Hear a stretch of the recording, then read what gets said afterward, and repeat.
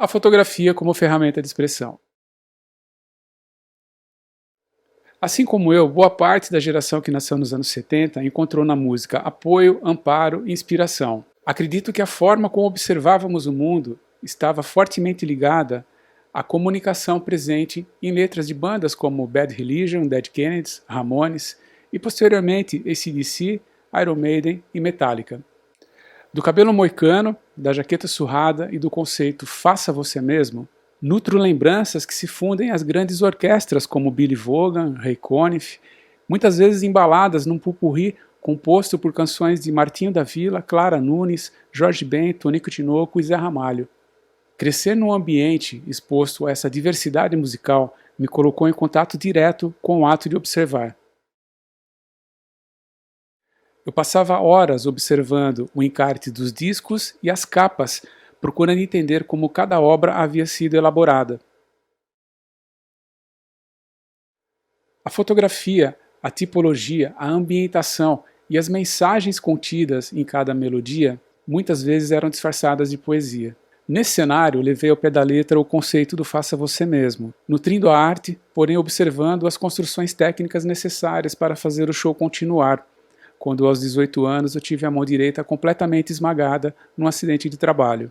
Mesmo tendo flertado com o jornalismo e com o parque gráfico, meu pai trabalhava no jornal de uma cidade do interior e aos sábados de madrugada, naquelas madrugadas frias, nós nos reuníamos, eu e outros garotos, para dobrarmos os jornais e depois distribuí-los pela cidade.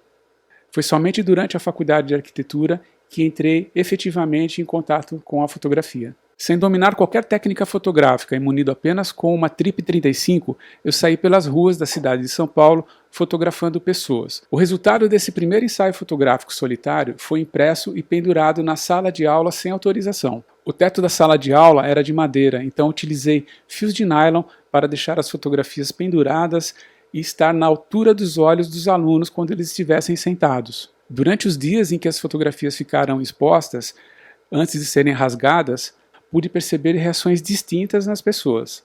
Enquanto algumas observavam e se compadeciam, outras simplesmente abstraíam.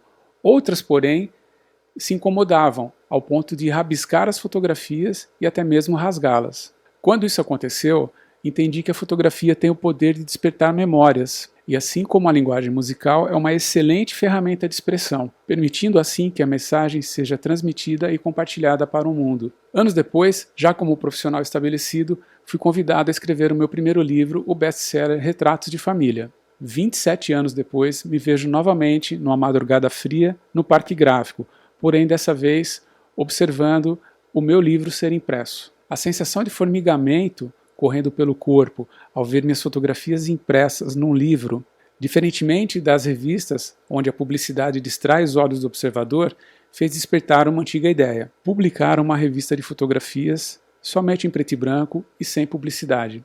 Utopia? Pode ser, mas o desejo de proporcionar para outras pessoas a mesma sensação de formigamento foi maior. A fotografia me proporcionou coisas incríveis. Conheci pessoas, lugares, tive acesso a histórias que nem nas mais longas tardes de domingo, ouvindo música com os meus pais, eu poderia imaginar. E por mais criativo que eu possa ser, jamais imaginei que um dia eu iria para o Japão realizar um workshop sobre o meu livro. Nessa jornada, percebi que o conceito do faça você mesmo deveria voltar à luz, porém agora assumindo o papel do faça você também.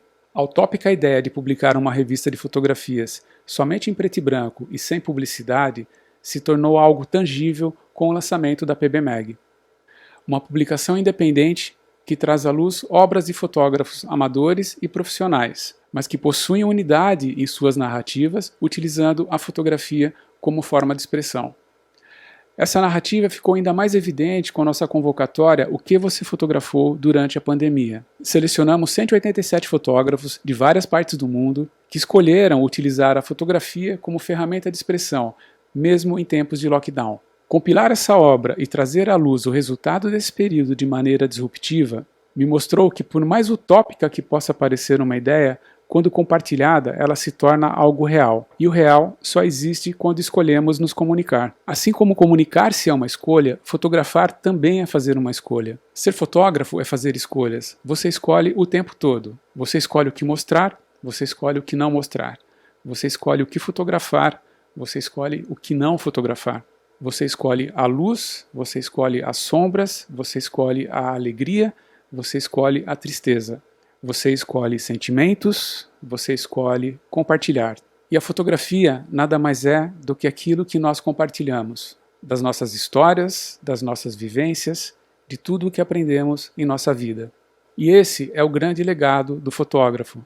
Compartilhar aquilo que ele viu, aquilo que ele sentiu, compartilhar a sua maneira de expressão. Compartilhar com o mundo sua história, sua cultura, seu aprendizado e assim criar novas histórias através da comunicação presente em suas imagens.